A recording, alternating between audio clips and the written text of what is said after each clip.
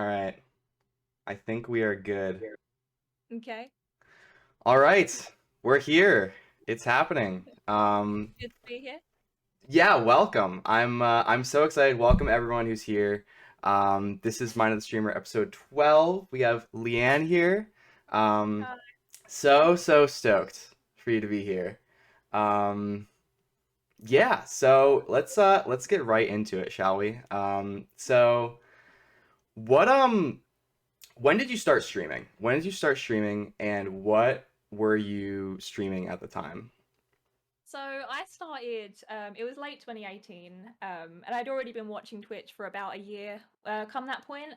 And the first time I actually streamed was on my Xbox. I did a Call of Duty, which is very unlike me nowadays. And I did it without any mic, without anything like that. Then I finally got a capture card, and a PC. I didn't even have a PC before that point. And I built up to doing what did I do? I was Mario Kart on the Wii U. And that lasted about 30 seconds because the stream kept disconnecting. And then my first proper stream, I would say, was end of October. I remember I did Splatoon. And my friends were there. I was very lucky about that. And yeah, and that was my first, I guess, like official stream that I did. But yeah. What's well, first of all, I can relate to the Call of Duty thing. Did you play multiplayer or was it zombies or I did I know I did zombies. I definitely did Infinite Warfare Zombies. And I think Okay. I did like Team Deathmatch as well Okay, on nice, nice. Modern Warfare, I think. I don't even know the names. It's so unlike me. I don't even know. But yeah. No, that's great because I that's how I started out. I still have like if you go on my channel, on my YouTube channel, it's like I have over like 300 videos because I started this like 10 years ago. Like I've been making content All right. for a while, so it's like I don't know. I when I was a teenager, I did Call of Duty, and I made like sniping montages. So I feel like Oh that's a nice. starting point for a lot of people. Call of Duty. Yeah, maybe so then. It's a very like saturated game category. I think it's really easy to get into. You know, it's like it's kind of just like Definitely. what everyone was into when we were younger, right? Yeah, for So sure. yeah, for sure. So what's Splatoon? I've never heard of that. Splatoon. So that's it's kind of like a shooter game for Nintendo, but obviously like kid friendly and stuff. So quite a bit different to COD. And you basically just squirt ink all around the floor. Well, there's different things you can do on it, but the one I would do on it, you just squirt ink on the floor, and you have two different teams. So you might have like a pink team and a blue team, and then you have to try and get your color as much on the grounds as possible before the timer runs out. So yeah, I remember Interesting. I was doing that for about an hour and a half, and trying to, yeah, just keep up with chat and stuff as you do when you're new and you don't really know what you're doing. But yeah, no, it was really fun, and I have really good memories from like my first streams back then as well. So yeah, And when was that again, you said? that was my first like what I class as my proper stream. So the Splatoon one was 24th of October 2018. So it's been a Okay. while now. Wow. Yeah. Okay, so it's been Hmm. like 4 years. That's Um, crazy. It doesn't feel yeah, that long. to like actually reflect on it, Yeah. it's something cool. And yeah, I think it's really nice to reflect on streaming and content creation. And hopefully that's something we can do a lot tonight. For Um, sure. so was it when you started, was it slow? Like, did it take a while for you? Because obviously you're a partner now, you're very popular. Um, Mhm. so did it take a while for that to happen, or was it boom, did it hit you right away? Mm.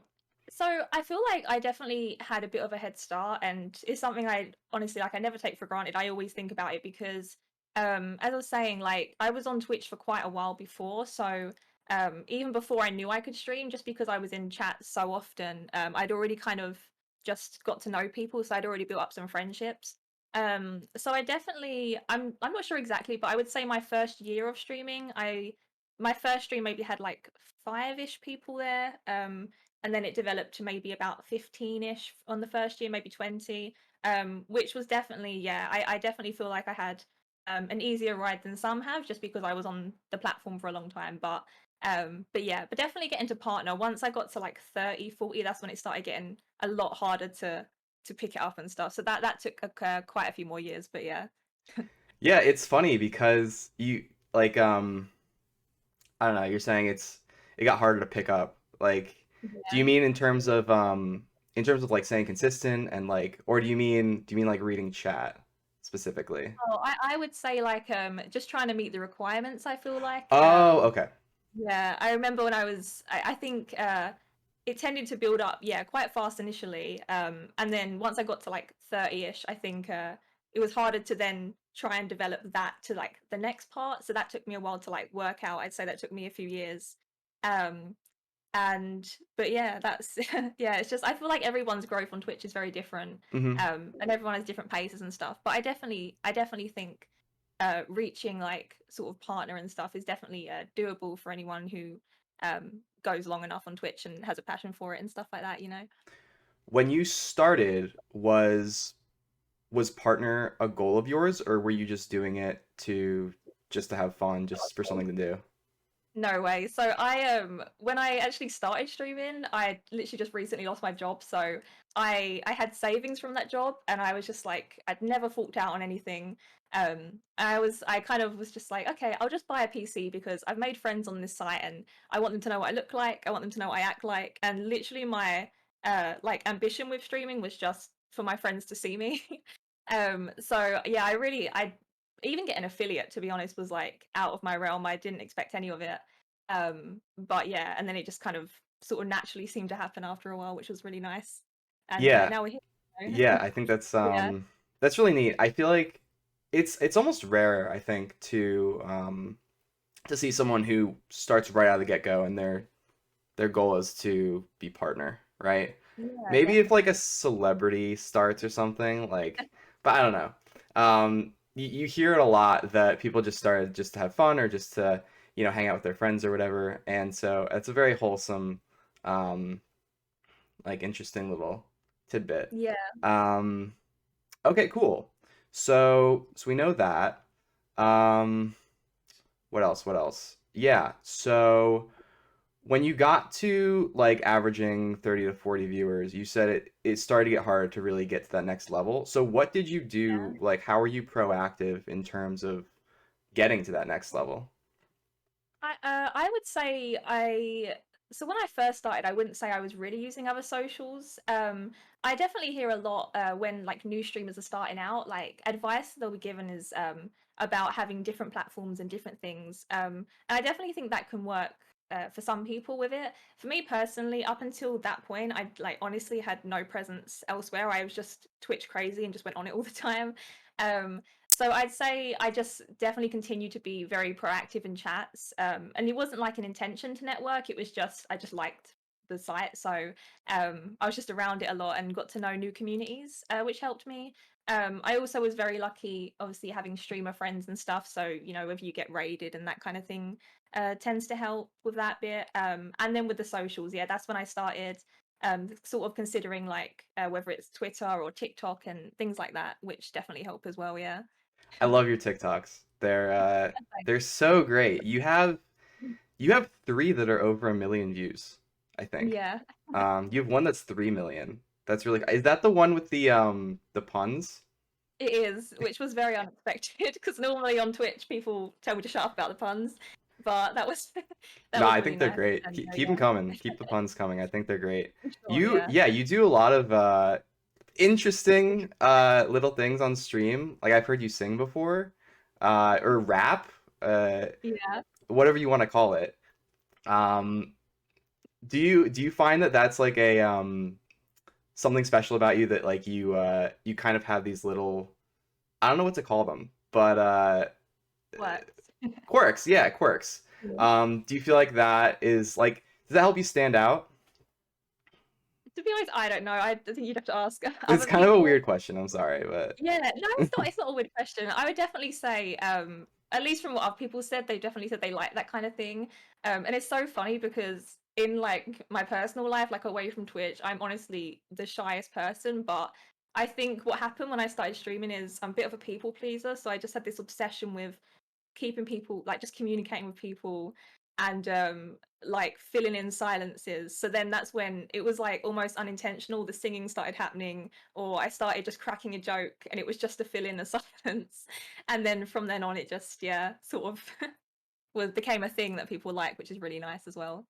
yeah. So it's interesting you brought up like do you feel like your personality on stream is a little bit different from your personality in real life? I would say so. I would say my stream personality is it is my personality, but it's my personality without the nerves in front of it, which is really nice to have that. So yeah, So maybe it's like, could you say it's like the best version of your personality? I would say so. I Yeah. definitely like stream me the most. Yeah. Yeah, I think it's really interesting what kind of what you become when you're like bouncing off of chat and stuff. For You know what I'm sure. saying? Yeah. Like it's um it's almost like sometimes like I'll watch back a clip or something or like a VOD of me and I'm like, is that really like first of all that's what I sound like and second of all like I went there. Like I really went there and did that or Yeah. said that. Um so I think that can be really interesting to reflect on. Um Yeah. okay, okay. You want to talk about speedrunning for a second? Yeah. Sure. So, you have some really good times. I was looking at your speedrun.com profile. So we have an hour and 1 minute 18 seconds in Wind Waker HD any percent. An hour and 28 minutes 23 seconds in any percent no MSS. What's no MSS? Manual super swim, right? Yeah, manual super swim. So that was that was actually the first category I ever speed ran. And that was yeah. So for anyone who doesn't know, MSS is just this incredibly hard trick at the start of Wind Waker HD speed runs and Wind Waker runs actually, where you have to try and pause frame perfectly to build up speed in the water, so Link can essentially skip the whole of the start of the game.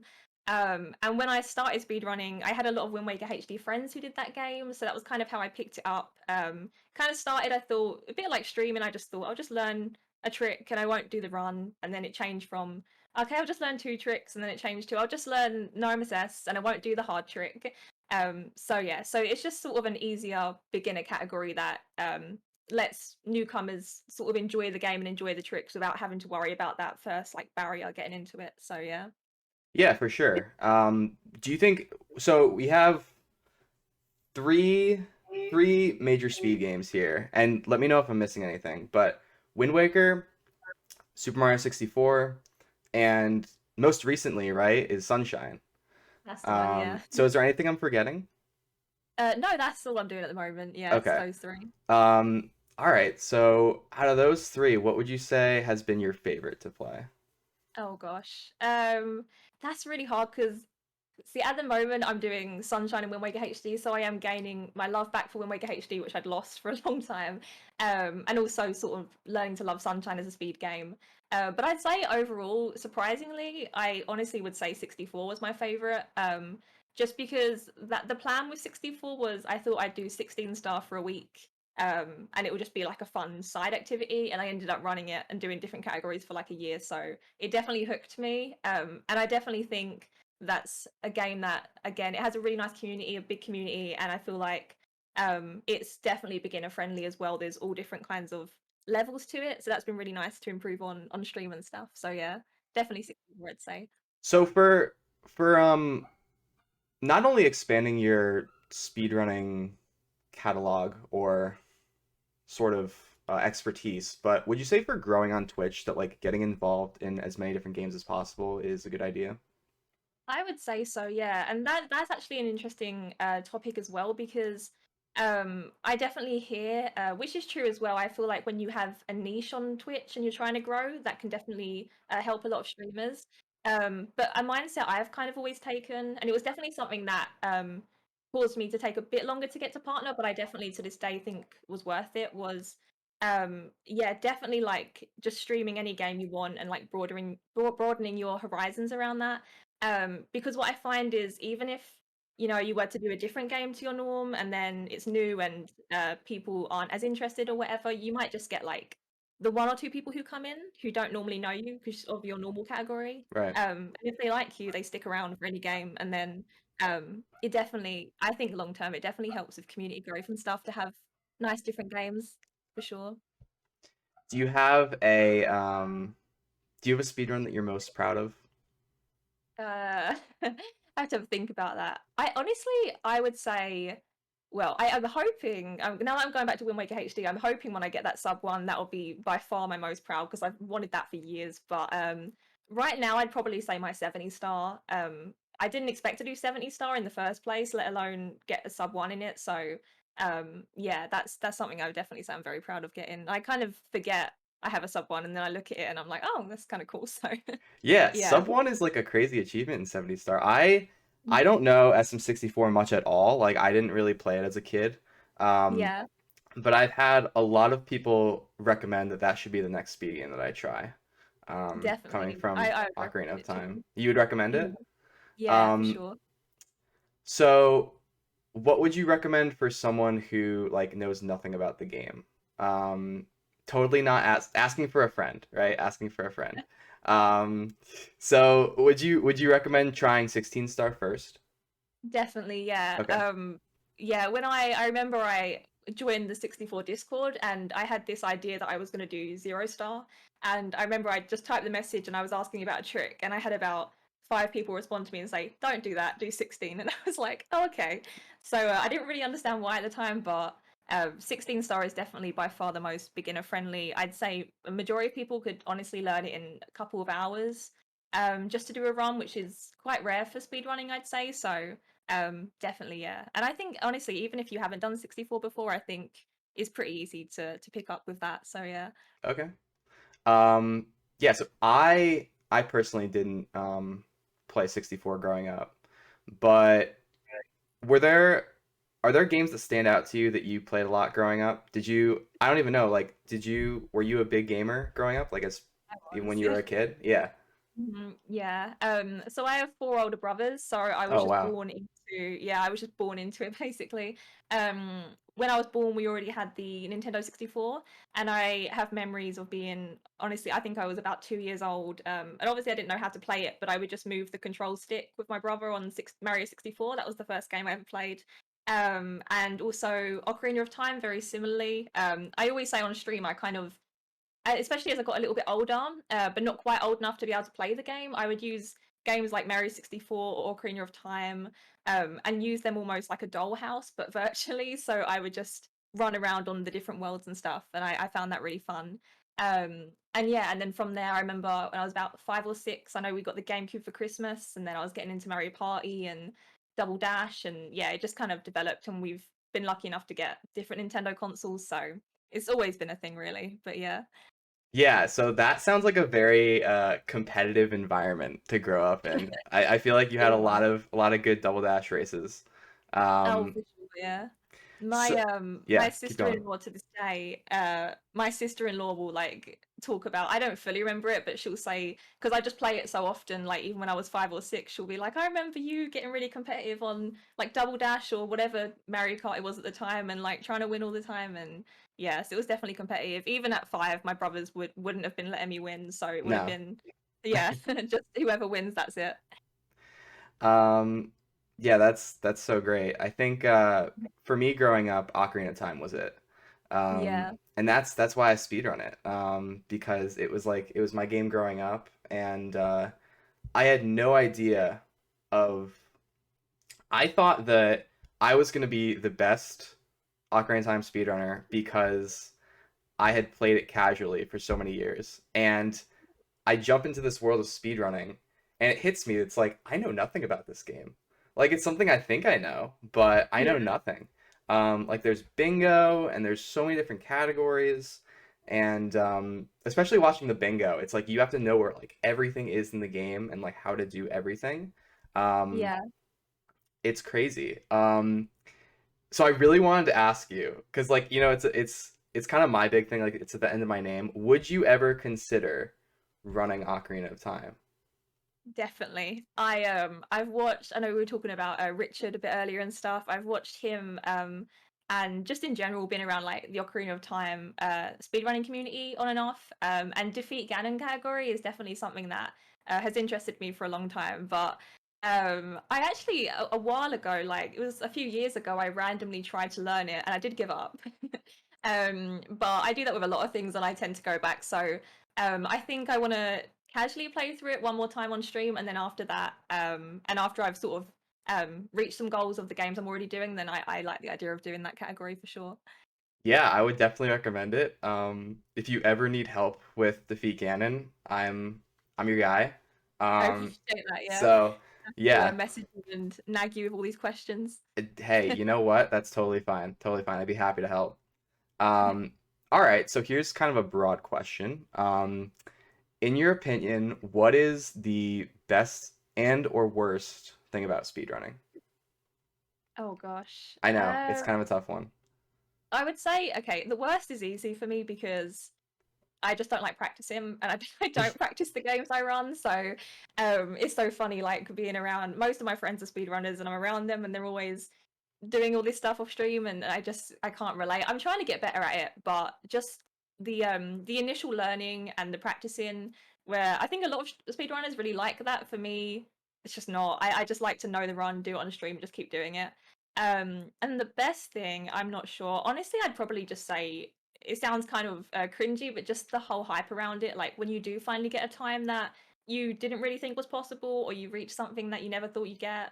That's definitely a huge achievement, and especially when it's done live and you have a chat, and they're all reacting to it and stuff. That they're definitely like when I look back at my streams and stuff.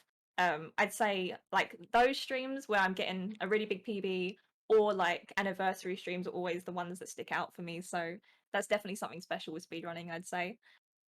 Yeah, so what made you transition from playing games casually to finally like opening up to the idea of playing a game fast? Was it always something that you wanted to do? Was it something that kind of grew from when you were a kid? Like was it always an idea that you had, or was it something that kind of just hit you, or you're like, you know what, I kind of want to try out the speedrunning thing? Yeah, it just it definitely wasn't planned. I mean, even when I started streaming, before then I had sort of fell into speedrun communities, just like watching people and making friends.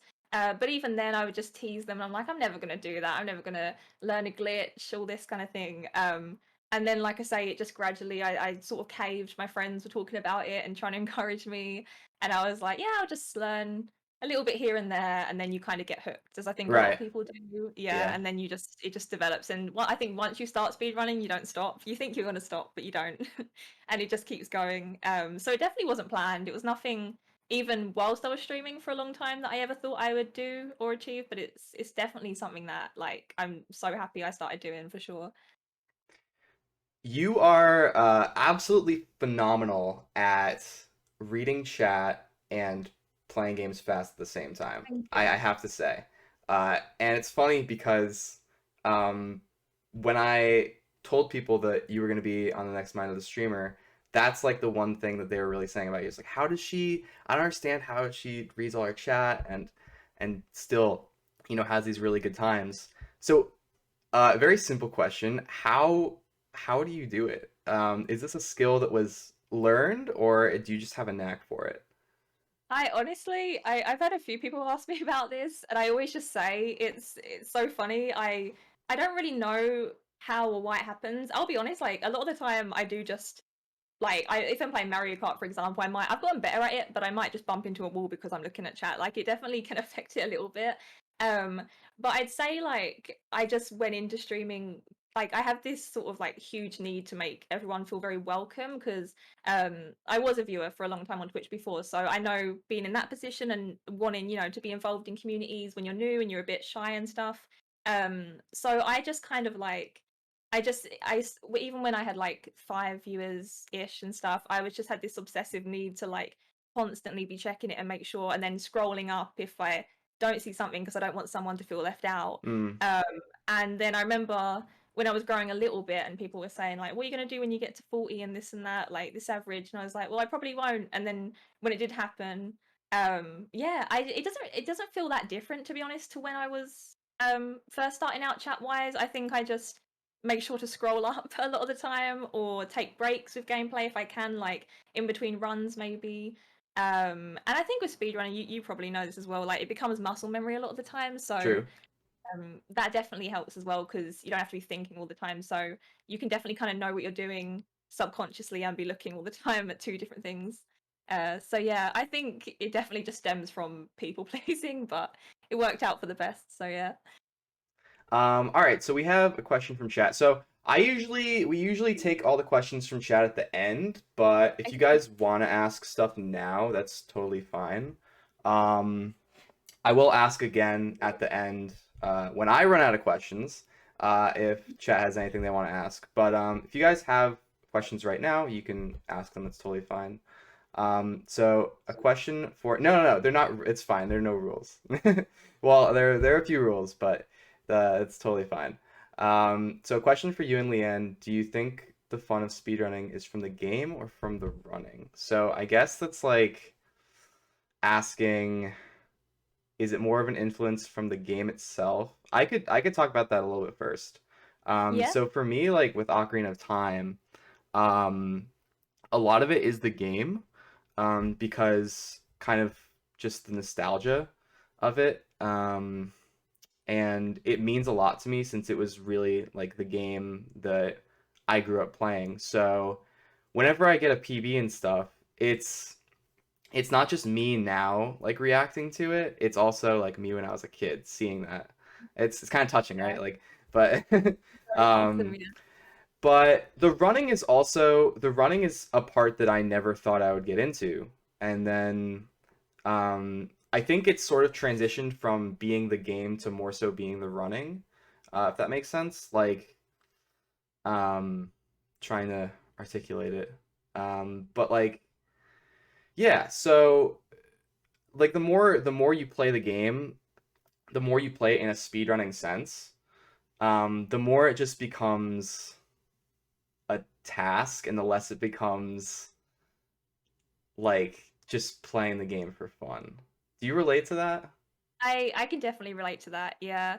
I was just as you were speaking, I was trying to compare to myself and think if I found it similar, but I would definitely say that yeah, like I've never picked up a game without already loving it in a casual sense. So I think something that's really nice about speedrunning is you definitely if you've grew up with a game and you know everything about it and you've done all the levels, speedrunning can be a really like beautiful way of finding like a new way of enjoying that same game that you've always loved. And I think a lot of people definitely pick up games that they already had a love for rather than just like random. Um, but then, yeah, like you said, when you get more into it, it definitely just becomes more about what you're doing. But then I will say, like, even with Wind Waker recently, like seeing it again, even though most of it is about the glitches and you don't think into the game itself, I'll just have little moments where I like clock the music that's playing or I clock something that's happening and I like geek out about it again like I'm a 5-year-old and I remember it. I'm like, oh, that's I love that so much still. So you still keep a bit of that, but yeah. Yeah, I definitely understand that. Um, okay, cool. So, um, aside from so if we put streaming and speedrunning aside for a second, Mhm. what does some of the life of Leanne look like outside of streaming? Oh gosh. I would say so things that I really love that are separate to streaming. My main love away from it is definitely musical theatre, which probably comes into the fact again that I'm just singing all the time. Um, so I definitely have a big interest in that, and I always I mean long term, like I really do want to stream full time and continue to do that. But like alongside that or separate, if I could do anything, I'd probably choose to do something like be performing, whether it's like on in the West End or something like that. I love that. And I used to do a lot of like stage school stuff. So definitely I make sure, even if not professionally, I'm always spending time like whether it's just singing and then like sometimes I do get shy about it, but I'll like privately send it to some friends I trust or something. I'll be like, what do you think of this? Is this bad? So I'm a bit of a try hard in that sense, and they'll give me like honest opinions. But that's like my main love outside of that. And other than that, I like whether it's just normal stuff, hanging out with friends or family. I have quite a lot of nieces and nephews now, so I love when I get to see them and spend time with them away from stream. And I have one new baby niece she's now here every week, so I definitely make sure to spend time with her as well. And yeah, so they're the main things I'd say I get up to away from it all. Did you say West End? Yeah. Is that like the British form of Broadway? Exactly, yeah, it's Okay. literally just Broadway in London, so same Okay. difference. Gotcha. Um, oh, I lost my train of thought. What was I gonna say? Um, no, that's really cool. I also kind of have a shy musical side of myself.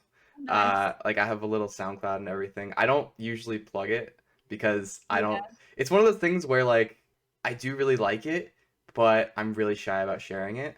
Um, completely get it. so Yeah. I have a. It's funny. I have a channel point reward that I always make a lot. That's like play a song on stream, and I always like put it up and then take it down, put it up and take it Oh, down because like there's some days when I'm up for it and some days when I'm not. So yeah, we don't nice. have a Yeah. but yeah, that's really cool. Yeah, my cousin's really into she went to school for theater, so she's really trying to make it in Broadway and stuff like that. So Yeah. um really really cool stuff. Um okay. So what are what have been some challenges about streaming or um, stuff in your life that you're obviously comfortable with sharing? Mhm. Um, so, yeah, what are some challenges that you faced that can intertwine with streaming or things that you're kind of proud of that you're going through and overcoming? Yeah, I would definitely say a few main ones. There's one that's probably a lot more common with I think honestly every streamer goes through this where you'll kind of go through like waves of confidence where sometimes you'll think, you know, it's all going great and you think everything's like wonderful and stuff, and then you might just randomly have a time where for whatever reason, it doesn't even have to be really something that causes it, you just start having, you know, doubts, or you think, oh, like I could be doing more, I'm not doing it the same way other people are doing it, even though I feel like a majority of streamers do work really hard and put a lot of hours into what they want to do. So I definitely can be hard on myself in that respect. Another huge one for me, I've definitely mentioned this on stream, but I've mentioned it hasn't been like a huge topic on my stream. But thankfully I'm at a place where I'm like more comfortable discussing it now. Is I struggle with OCD, so sometimes, I think it was maybe like a year or two ago now, I was dealing with it particularly bad, and I kind of went through a phase where it was really hard to stream because without going like too into the specifics of what I was you know, dealing with OCD wise, it was like just in my head so much that like going on camera in front of a camera and worrying about sort of things to do with that and related to that Right. were just, yeah, very hard. And I'm really really proud of myself now because that definitely took some time to like move past, and I was, you know, I think with that a lot of the time people can sort of shy away from challenging themselves and doing what's scary, but streaming was what became scary to me. And the way I got over it, I had to make myself do it, because every time I'd stream I'd notice, oh, it was fine, there was nothing bad. And so the more I did it, the more I kind of got over that. And even though I still deal with it, it's definitely so much better now. So that's definitely something I have spoken about, but yeah, I haven't gone into huge detail about before. Well, thank you for sharing. That's does it feel good to share about like um it must feel good to share it a little bit. Like I know that there are some Mhm. things that I struggle with that when I open up about it, like even just like on Twitch, not even like, you know, in therapy or whatever. But Yeah. like I don't know. I think it's cool because um hopefully your Twitch chat and it becomes different, I would say. Well, I don't know from experience, but is it actually this is a good question. Is it harder to like keep control of everything when you grow a lot on Twitch? Because like I don't know, I feel like I pretty much know almost everyone in my community. Yeah. But does it get harder to like keep track of everyone and kind of I think I know the answer. But um yeah, because I was just thinking about how I share things in my chat and I'm comfortable with it. But Yeah. does that become harder as you grow? In a weird way, I'd say honestly, this is probably quite an uncommon answer, but I'd say, for me personally, because I went into streaming and I was very shy when I started streaming. Like even if I watch my VODs back, I'm like, oh my goodness, like I was speaking so quietly and I was being so whatever way, so like reserved. And I think just the more I've done it, I think I've just learned that I can just come out with things to do myself, like what I've just said, even, or even just like embarrassing things or anything. And 99% of the time, people just they don't care and they're just really nice. And I think I was saying this earlier, but I am very lucky for the people around me. I think I have a really nice community. So that definitely helps. I know not everyone's going to have as many nice people, I guess, coming into their chat. I would say you definitely a big thing of keeping it like comfortable for you as a streamer is definitely Mm, like the mods you have. And I'd say I actually have very few mods for how like the size, I guess, like average. Most people my size I feel like have more. But I like having very select people who I know exactly what I'm comfortable with, exactly what I don't mind. So then there's like no doubt if I have one mod there, I'm just always confident that it's always going to be okay. But yeah, like in regards to like just talking about personal stuff, I feel like I've just weirdly gone the opposite way where I just seem to care less and less, which I think is really nice. Because you can just again you can just be more yourself then, and if something is a bit self-conscious or you're thinking into something, just say it out, and then no one cares, and you kind of move on to the next thing, you know. yeah. So yeah. Yeah, for sure. Um, I feel like it would get, yeah, kind of like I was saying before, I feel like it would get a little bit more nervy, like the more you grow. Mhm. But at the end of the day, it's probably something that, like, you know, people understand, right? Yeah. Um, so I think that's really important. Um, it's interesting though, because like I noticed that when when you click on your chat for the first time, I think it's only the first time, but like there you have a lot of like rules, like chat rules. Mhm. Do you think that's really important to like kind of lay down the law? And do you think that there are some streamers who maybe suffer from not doing that enough? Possibly, yeah. I think it definitely depends on the streamer, Mm, to be honest with that. I think you kind of the more you stream, things will happen and then you'll be like, I didn't know I had to have a rule for that, but that was uncomfy or that was, and then the way I've done it is I tend to just add that in and then thankfully it becomes a lot easier. Um, so yeah, so like just it's definitely I would say it's definitely good to be have more clarity for people because right. what I've found is as well, especially people who are new to Twitch, and I've spoken about this on Twitter a little bit. I feel like, again, being someone who was like a viewer first, I know exactly what it's like to go into Twitch and not know the etiquette, I guess, or not know what is expected in a chat. So I definitely think, yeah, having like clarity on that can be helpful for viewers as well because there's a lot of viewers who might do something wrong, but they don't have bad intention. They just don't know. And then um yeah, having that it's more clear and you know that they've read it and then they've decided to not. So it definitely Right, makes it yeah. easier, I'd say, yeah. Yeah. Yeah, I feel like that's important. I always think that that's something that maybe I don't do enough. Um, but it's an interesting line to walk, right? Like, what can you just kind of say and talk about, and Mhm. then what is, kind of something that you're not really comfortable with, or, Yeah, um, yeah, I don't know. It's interesting to talk that's about, right? Yeah, that's the thing as well. I feel like every streamer, like even now, to be honest, and I've been streaming for years now. I still sometimes go into chat and I can slip up and maybe whether it's I swear in a chat I'm not supposed to swear in and I don't Yeah, realize it. Like it can always happen.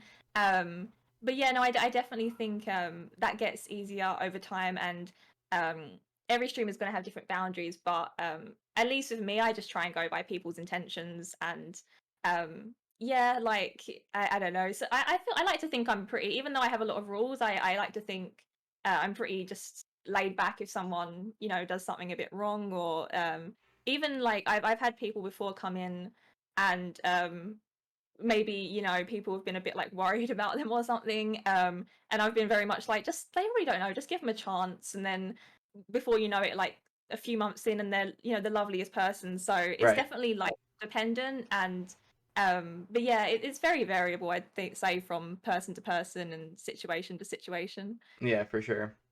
Yeah, I Yeah. guess it goes in like both ways. Like it can it can be kind of a journey to get to know a streamer, and it can be kind of a journey to get to know a viewer. Definitely. So, all right, guys. So I have a couple more questions for Leanne, but now is a great time to ask questions if you have some. So, have them, keep them rolling in. That'll be great. Okay, yeah. So, um, do you have anyone who have been like huge motivators for you in terms of your streaming, like big inspirations? Um, I I would say it's definitely hard to pinpoint for me. Before I started streaming, I watched a friend of mine called Jam, and he was the person who found me my PC for streaming and kind of like helped me get set up. So I'm always very grateful for him because we don't really see each other as much anymore, but just knowing that like yeah he was there to like help me sort of start it up and be in those first streams, and I used to watch, he was like the main streamer I watched before I started, so that definitely like hooked me as well a lot and made me want to start. And then some of my favorite streamers now are definitely normally like my friends or like other runners. So the main streamers I watch now would be like, you know, Josh, Mm-hmm. and Sure. Gymnast. So they're like the main people I watch now.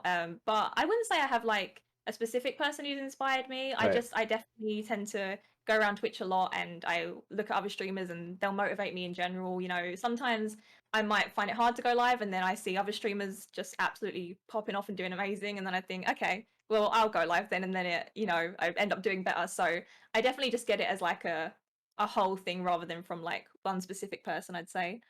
Yeah, it's kind of the whole community vibe. Like, Yeah, yeah, that can be really motivating actually, right? Like just seeing your friends do really well.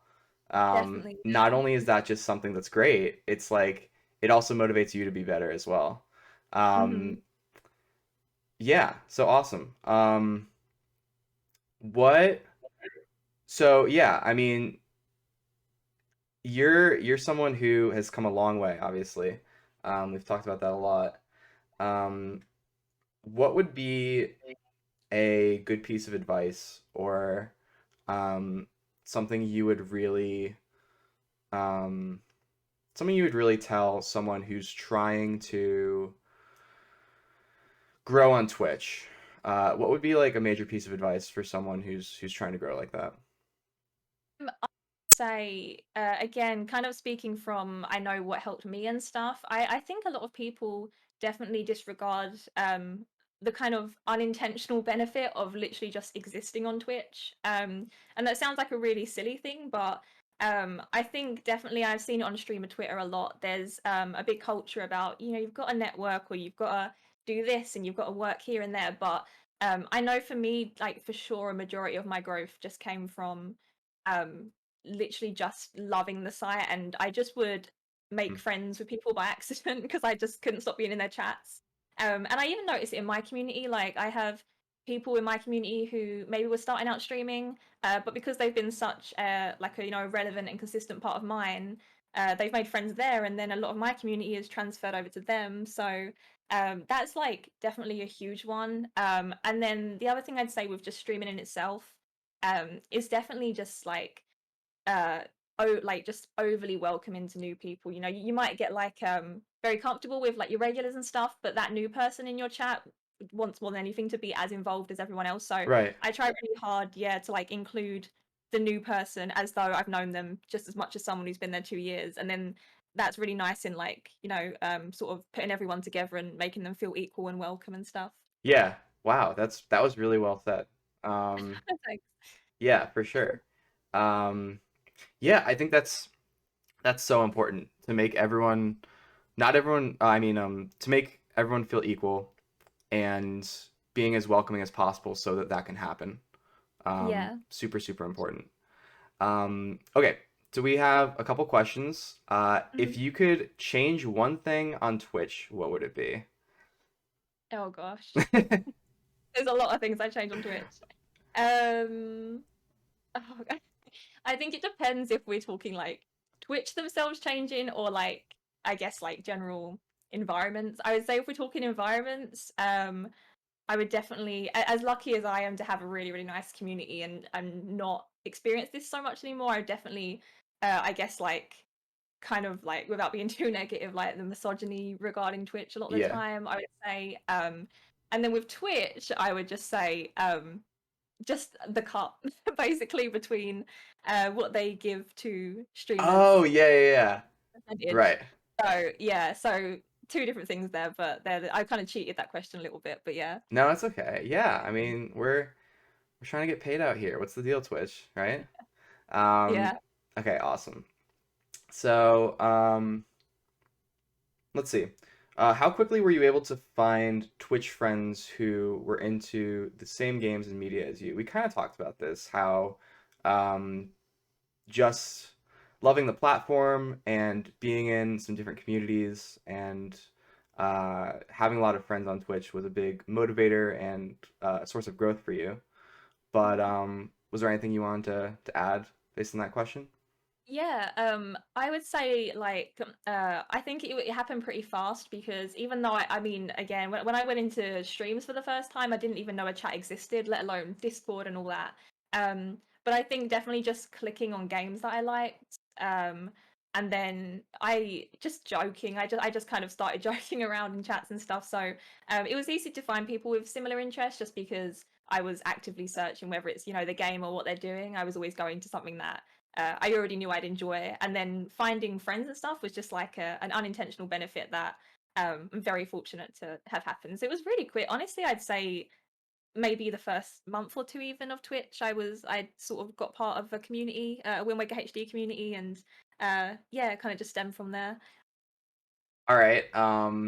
Do you have a particular favorite stream moment? Oh gosh, there's a I'm lot. guessing there have been a lot, yeah. Yeah, it depends if you mean like embarrassing or silly moment, or if you mean like wholesome. If you Go mean for both. like Go for both. okay, so the stupid ones, just being very awkward and shy when I first started streaming, and I watched them back and I cringe, but thankfully I've learned to just accept it more now. There's a clip of me playing WarioWare and not being able to count to three, Oh but it no. was out of context. It was like a connect the dots, and I didn't know there was numbers on the dots, and it's a really fast-paced game, so I went 1 3 2, and that always gets brought up, and to this day, like it's like 4 years later, and people still say I can't count. Um, but then wholesome wise, I would definitely say when well, maybe not even I'd say both when I got partner and also reaching the 75 average because I remember I was on 74 point something for literal like it must have been up Oh, to really? like a yeah, it was at one point it was 74.98 and then it went down and then I had tech issues and it just kept going on and off. So I remember I did like a 9 hour stream and my friends were keeping track of my average for the month. And I reached it live on stream then after like pushing and just keep doing streams for hours to get there. So that was like the most wholesome. And then the stupidest, most embarrassing one would be probably the counting one, I'd say, yeah. The counting one, yeah. Mhm. Um, yeah, I would say I've been watching you for a little while now, and I would say your chat does like to poke fun, shall we say, once in Yeah, a while. But definitely, yeah. it's all in good good means. But Mhm. okay, so oh, also, so were you when you hit that average, so did you make partner the first try, or did it take you a couple I attempts? did, yeah. I really, really didn't expect it, just like anything else. It took me so I remember at the time there was actually a lot of my friends were going for partner very similarly, but they were in the US, so I think the system's a bit different. So a lot of them were getting replies in like a week, and then they either got rejected or accepted. Hmm. I heard nothing for 6.5 weeks, and I was just Oh like, yeah, wow. no, definitely, yeah. I was just like, definitely haven't got it, like, no way. But thankfully, yeah, I know a lot of people who are very deserving of it first time and spend literally like 6 months, 7 months, something crazy trying to keep up that average. So yeah, I don't really know why I got it first try. I know I wrote a very long application and I was very cheesy and I tried to be as wholesome as I could and describe my community in like the most individual way I could. So I definitely kind of went overboard in my application, which maybe helped. Mm, But yeah, yeah, I for was sure. able to get it first try. Yeah. Okay. So we have another question kind of based on the one about friends. Okay. So any advice for people who are struggling to, I guess, just find similar people? So, um, yeah. So any advice for people who are trying to reach out and find friends on Twitch? Um, I would say, Um, I mean, yeah, you can answer that for sure. I would just it's hard to say because I feel like with things like that, it definitely you definitely you want it to come natural. And if you're in a place where you think maybe you're struggling to feel like part of a community, there's so many streamers, there's so many communities on Twitch, so there's like no doubt that if you're just a nice person, there's so many places that will welcome you. So if you Yeah. don't feel like you're blending or really getting as involved or clicking as much, there's so many people who are going to welcome you elsewhere.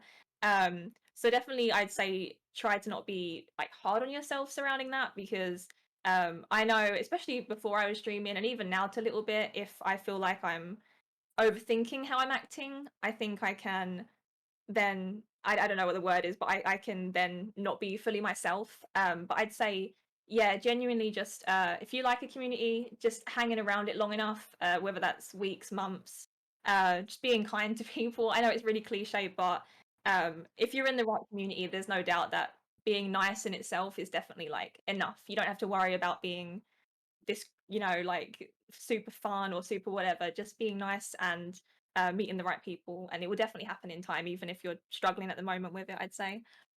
Yeah, I would completely agree with that. I think that was really well said. Um, I think like also like not being afraid to like ask questions, especially in terms of speed running. Um, don't be afraid to reach out. I know some communities are different, but like for the OOT community, the mods and everyone involved is really welcoming.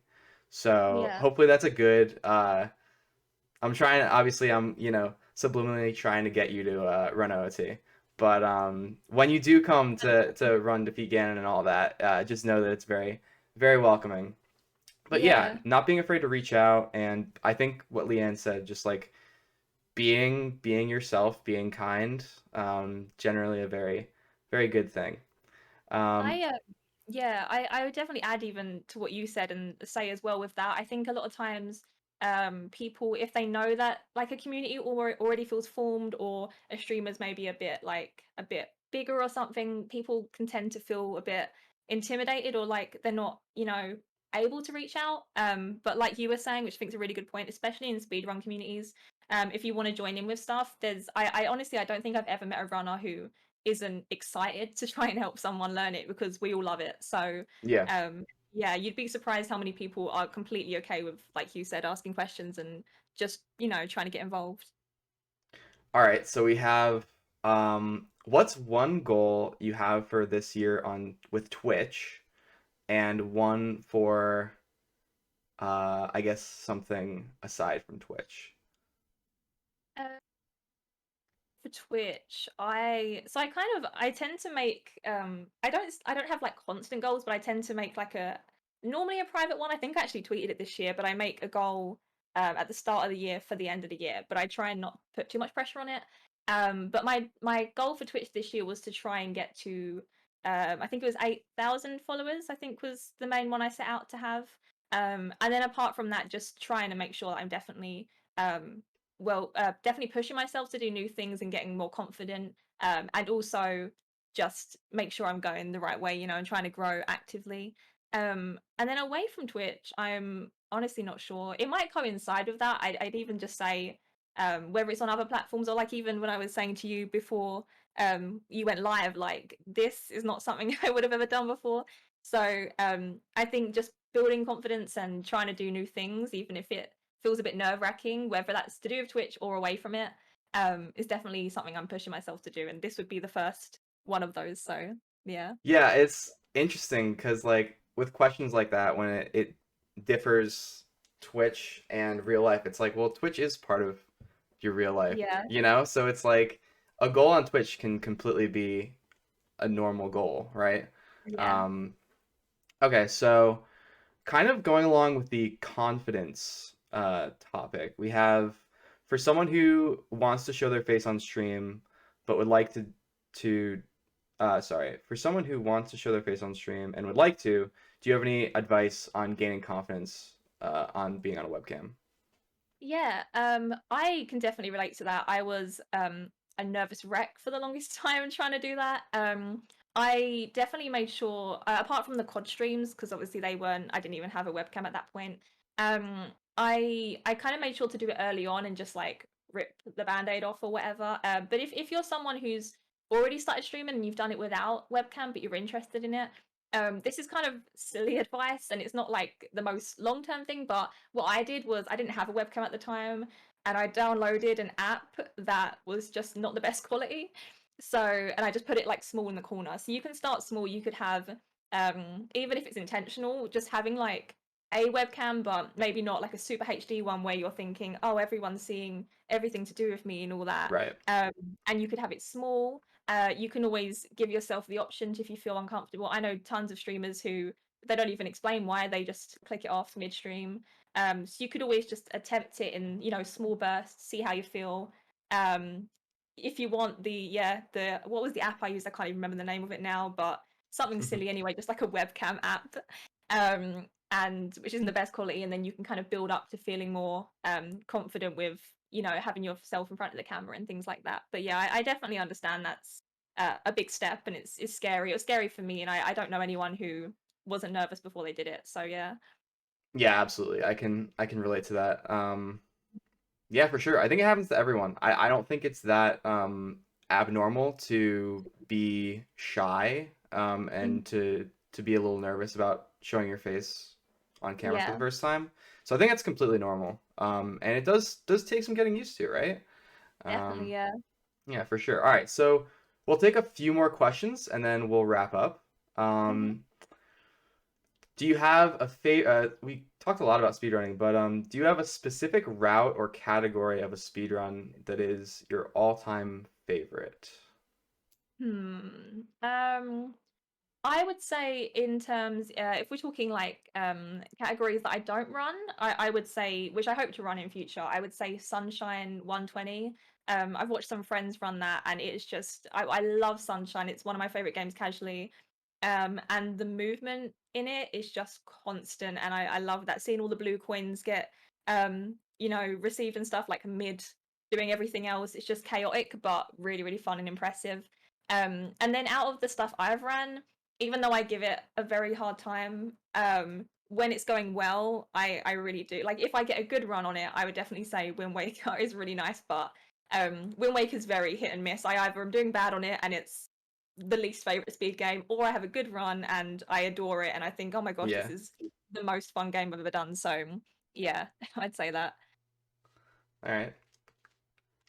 Good answer. You've done so well tonight. Like I really appreciate you doing this because you've done so well and you should be really happy about this is a step for you, right? Like you saying Oh, that definitely, yeah. you're a little nervous about it. So this is Yeah. awesome. I appreciate you inviting me as well. Yeah, of course. All right, well maybe that's a good point to stop. Okay. Um, unless there's anything else. Let's see. Feels strange to be someone who's looked up to and popular relative to the awkward young person who wasn't traditionally popular. That's kind of an interesting question. Um, yeah, so you're obviously someone who is looked up to a lot now, who is, you know, pretty popular on Twitch. Um, well, I don't know. Were you the popular kid growing up or no? No. Okay. So we know the I answer to that. no, yeah. I definitely, I mean, again, even before streaming, even when you say that, like I genuinely, and I'm not just saying this, like I never look at it like that. Like I really don't. Streaming doesn't feel any different now than it did when I had 5 viewers. It really, like, it's just I've always tried to be constantly talking on it and doing whatever. So even if chat's faster or there's more people there, it doesn't feel any different to me. So I don't even really view it in that way. But I would definitely say, yeah, like I can relate to. I had, like, in secondary school, I had really bad anxiety. I think my attendance was like 60 something percent. It was something ridiculous because I just couldn't go in. And Yeah. people, for the most part, were nice. I wouldn't say like I had like a really tight knit friend group or anything, or like knew where I fit. So I can definitely relate to feeling, like awkward and like unsure of yourself. And even now, like I'm 23 and I still have to work. I've come like a long way, but I still have to work on that all the time.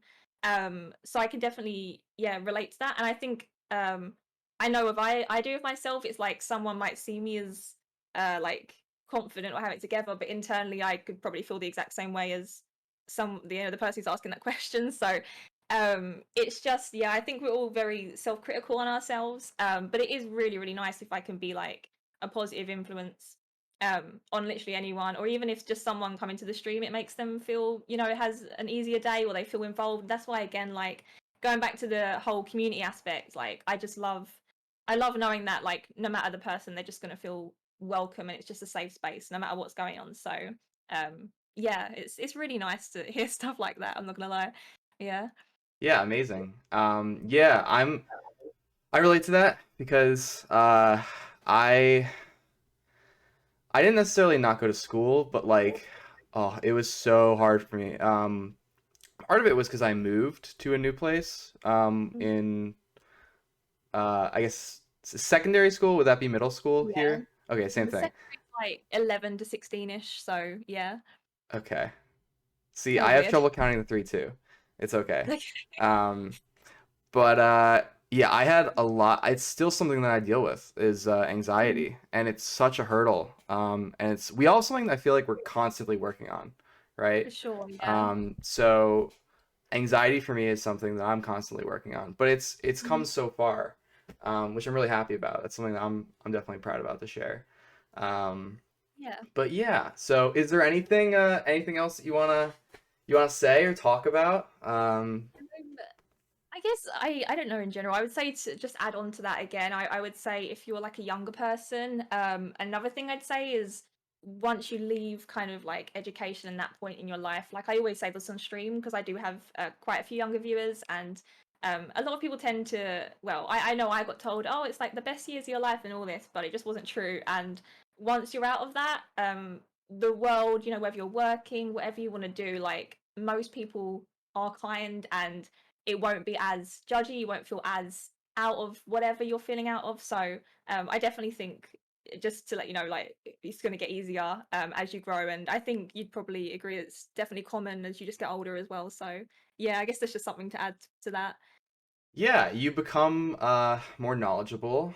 You Yeah. with more experience become comes more insight and Mm. it does get better. There are things that um in the kind of acute version of your life seem a lot worse, Mm. but I think yeah, just like knowing more. There are a couple sides to that. Like I feel like sometimes you can say, oh, well, knowing more you just kind of understand the inevitability of life, but you also understand more. And we talked Yeah, a lot about reflection this episode, and yeah, it's important not only to obviously reflect on speedrunning and hobbies and things that are cool in our lives, but also how far we've come, right? Um, definitely. so that it's so important to understand that yes, it you know some things some things do suck in life, Mm. but overall, as you grow, things start to you have to work for it, but you know things start to happen that are generally good. So definitely very important. I love that quote with great power comes great responsibility. That's a good one. Yeah. Um, Shout outs to Spider-Man. But anyways, yeah. Thank you so much, Leanne, for doing this with me. I really appreciate it. Thank you for Um, having me. yeah, of course, of course. So, we are going to end. I hope everyone enjoyed. This will be up on YouTube pretty soon. Um, I like your merch. You got a nice shirt on there. Is there anything you want to yeah, make sure to go and buy some shirts. But what do you have on your your store? Yeah, so I have tops like this. It's a complete plug now, but I have tops like this Totally fine. um Totally fine. with my name and the emotes for the stream. And then kind of the newer merch I've done, which I like because I think it's more unique. Is I've done some because we have like a quote system. So if I say something dumb on stream or something silly, my We mods have can that quote too. it. Yeah, I love it. So, I like the funny ones. I've kind of like handpicked some, and I've put them on merch. So there's just like stupid quotes on t-shirts and bags and stuff as well. So yeah, so that's something I really like as well. And yeah, hopefully I can add to that selection as well when I say more stupid things. Will be nice. Awesome. But yeah, Yeah, so twitch.tv/Leannehef. She's amazing. So you should thank you. go follow her. Absolutely. No, it was a real pleasure to have you on. So thank you so Pleasure to much. be. Um, and yeah, thank you to everyone watching. And yeah, I will see you guys later. See ya.